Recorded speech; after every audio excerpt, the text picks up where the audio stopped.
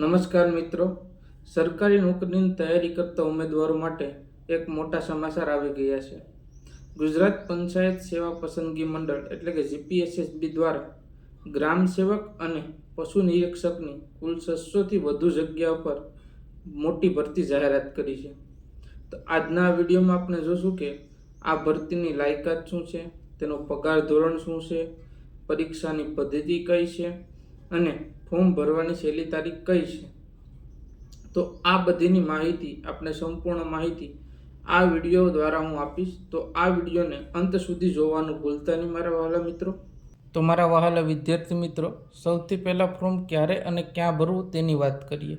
કે સૌથી પહેલાં તમારે ઓજસની વેબસાઇટ પર જઈને આ ઓનલાઈન ફોર્મ ભરવાનું રહેશે અને આ ફોર્મ ભરાવાની શરૂઆત તારીખ છે 16/4/2024 બપોરે 1 વાગ્યે શરૂ થશે અને છેલ્લી તારીખ 7/5/2024 એટલે કે રાત્રે 12 વાગ્યે આ ફોર્મ ભરાવાના બંધ થઈ જશે. તો મારા વહાલા વિદ્યાર્થી મિત્રો, આ ફોર્મ ભરવા માટે ફી કેટલી જોશે? તો કે અરજીની ફી જનરલ કેટેગરીના ઉમેદવારો માટે 100+ સર્વિસ ચાર્જ રહેશે અને SC, ST, SC, BC, AWS, માજી સૈનિક અને દિવ્યાંગ PW ઉમેદવારોને કોઈ પણ ફી ભરવાની નથી.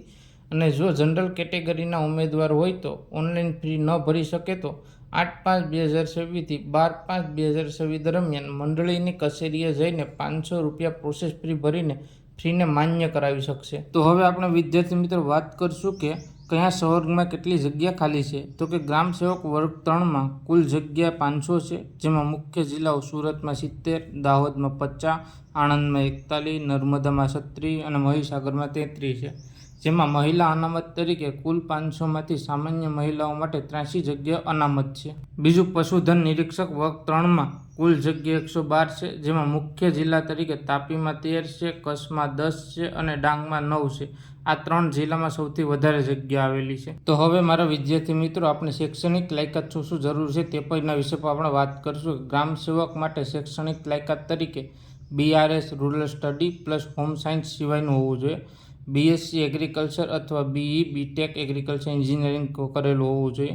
BSc હોર્ટિકલ્ચર હોવું જોઈએ અથવા એગ્રીકલ્ચર હોર્ટિકલ્ચર કે એગ્રીકલ્ચર એન્જિનિયરિંગમાં ડિપ્લોમા કરેલું હોવું જોઈએ.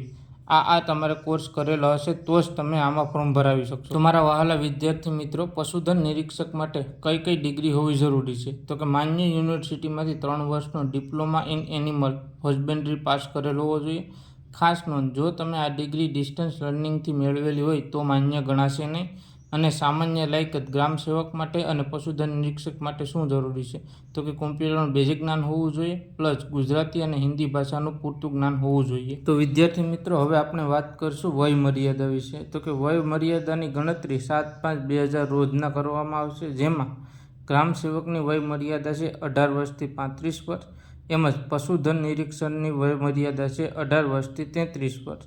જેમાં છૂટછાટ તરીકે મહત્તમ 45 વર્ષની મર્યાદા છે, જેમાં અનામત વર્ગના પુરુષો અને સામાન્ય વર્ગની મહિલા માટે 5 વર્ષની છૂટછાટ છે, તેમજ અનામત વર્ગની મહિલાઓ માટે 10 વર્ષની છૂટછાટ છે, તેમજ દિવ્યાંગ ઉમેદવારો માટે 10 થી 20 વર્ષની કેટેગરી મુજબ વય મર્યાદામાં છૂટ આપવામાં આવી છે. વિદ્યાર્થી મિત્રો, તો વિદ્યાર્થી મિત્રો, આ ભરતીમાં પગાર ધોરણ શું રહેશે? તો પગાર ધોરણ તરીકે પસંદગી પામેલા ઉમેદવારોને પ્રથમ 5 વર્ષ માટે ફિક્સ પગાર પર નિમણૂક કરવામાં આવશે, જેમાં પગાર ₹24,025 પ્રતિ માસ આપવામાં આવશે.